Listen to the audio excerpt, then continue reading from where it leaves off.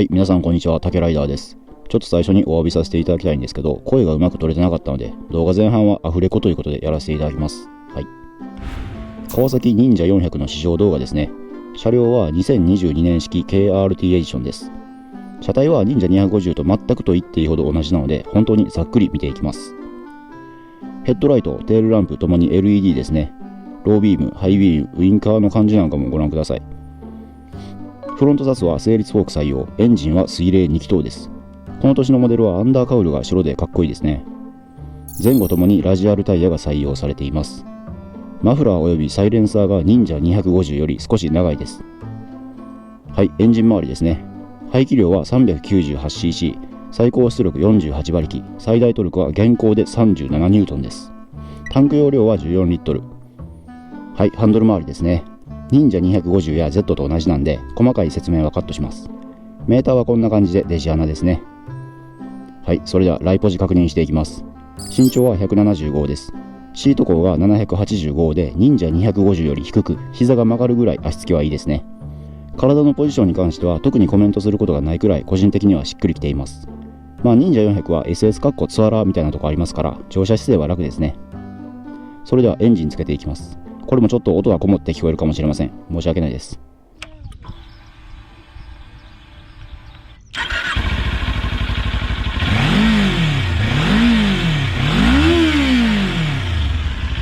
はい、アフレコはここまでです。ここからはマイクが機能しているので乗りながら話していきます。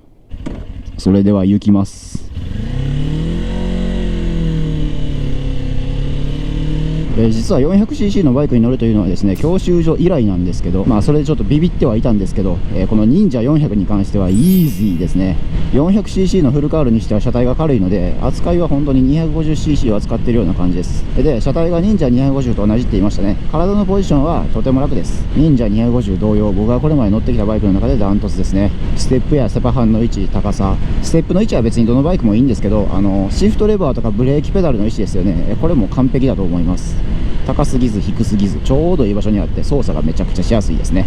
アシストスリッパークラッチ搭載でギアチェンジも楽。ボタンの操作性に関しても文句なしですね。乗りやすさという点においてこれ以上のバイクがあるだろうか。パワーはどうでしょうか。見ていきましょう。自動車道に乗ったからといって大した速度は出せないんですけど、さっきから思うのは 250cc との違いを感じますね。格の違いを感じます。 400cc ってだけでこんなに余裕あるんだなって、すぐに法定速度に達するんですよ。たかが 400cc されど 400cc ですよね。僕が現在の免許で乗れる最大排気量です。悲しい。さて合流していく。ギア落として合流しましょう。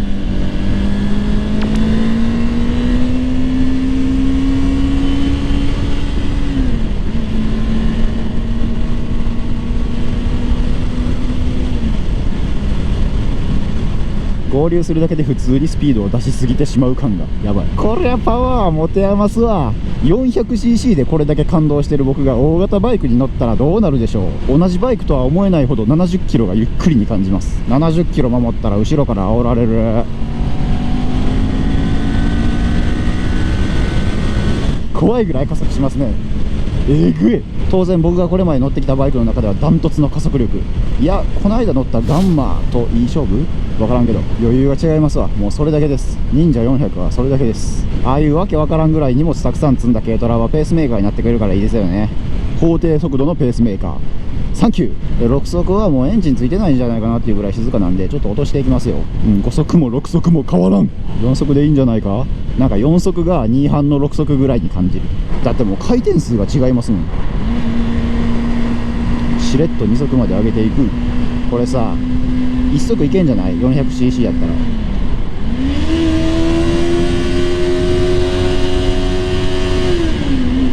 ごめんなさい、もうしません。そんな感じでもうちょい真面目にレビューしよう。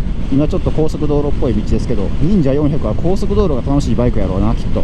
一旦これで高速道路に乗ってしまったら 250cc に戻れないっていう気持ちが分かりますね。それぐらい楽しめる余裕がありますね。どのギアに入れたとしても加速感トルク感っていうのは2班の比じゃないです。48馬力。これに匹敵する 25R って一体何者？高速域においてわざわざエンジンを回す必要がないと思い出させてくれるような車両です。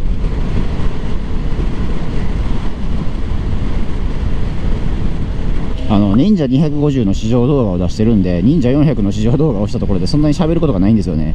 ということで映像でごまかしていくスタイル、忍者400のレビューってもう一言で終わってしまうんですよね。忍者250より強い。はい、それだけ。どのぐらい強いか。まあ、2班と400の差っていうぐらい。伝わるか、バイクの余裕が違うって感じですね。バイクに余裕があるからこそ心にも余裕が生まれて、それでツーリング自体を楽しめる、より楽しめるんじゃないかなって思います。JK だか JC だか学校帰りですね。白バイだあ、ローマンのモノマネするの忘れた。車体の大きさは2班クラスなのにパワーが 400cc ですから、ついつい速度を出してしまいかねないですね。おもろなってきたっていう速度でパッとメーター見たら100キロ超えてますよ。いかんな、2班乗りが乗るもんじゃねえ。東半車線で登ってみる捕まるであんた。すごいな、こんなバイク初めてやぞ。なんだってできる気がする。はい、安全運転心がけます。みんな見てなんか今日ポリス多くない？いやー、忍者400に対してちょっと喋ることがマジでなくなってきたな。もう、何言えばいいんやろ。どんなレビューすればいいんやろ。なんかあんまり回さなくていい分、音も静かですね。上品で。大人の色気ってこういうことなのかな。車両価格に関しても70何万かそこらなんですけど、それでいてこれだけのパワーが手に入るって考えたら安いもんですね。値段もパワーも重さも扱いやすさも、非常にバランスの取れたバイクだと思います。いわゆる欠点のないバイク。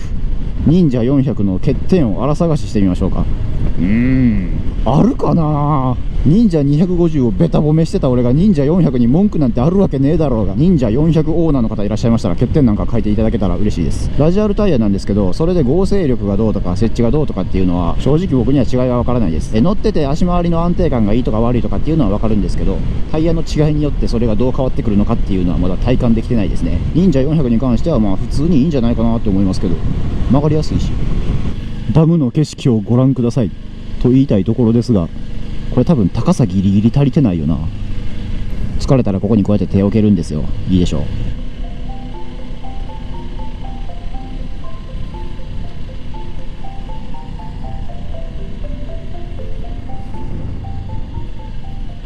忍者400試乗動画ということでしたが、あまりちゃんとした喋りができなくて本当に申し訳ありません。忍者250の試乗動画がありますんで、ぜひそっちを見てやってください。400はパワーが強いよっていうことです。忍者250と忍者400どっちを買うかみたいな、そういう比較の話は次回ということでよろしくお願いします。道の駅湖畔の里福富。